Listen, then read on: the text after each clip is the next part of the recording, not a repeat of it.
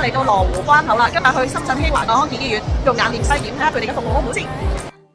非常之方便啊！喺羅湖關口咧，一出啊，行5分鐘就可以到噶啦。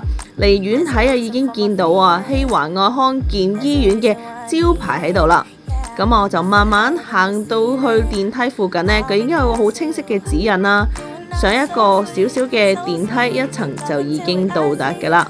如果你屋企有輪椅人士推住輪椅，佢都會有一個小斜路俾輪椅上落。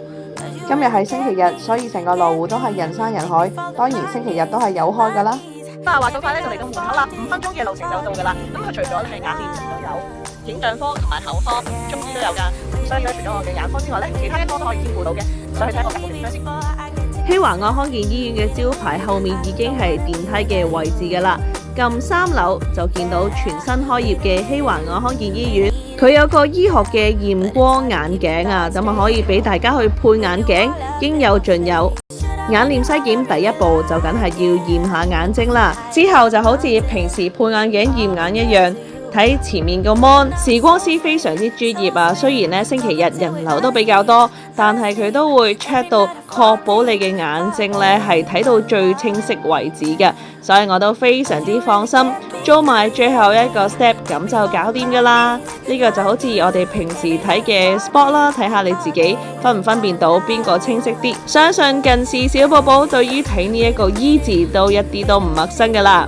最後呢，就係睇下究竟紅色同綠色究竟邊邊清晰啲，當然係要平衡啦。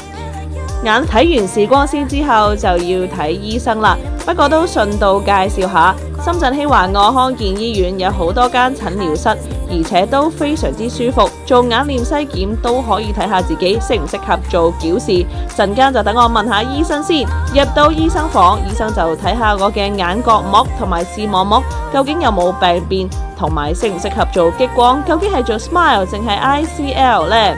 接住落嚟呢，醫生就都會用精密嘅儀器幫我直情度一度眼睛，望一望入邊嘅受損程度啊。咁望完左眼之後，望右眼之後就會重點幫我分析嘅啦。如果大家都好想好似菲菲一樣眼仔碌碌、金銀滿屋嘅話，千祈唔好猶豫，定期要 check 眼啊！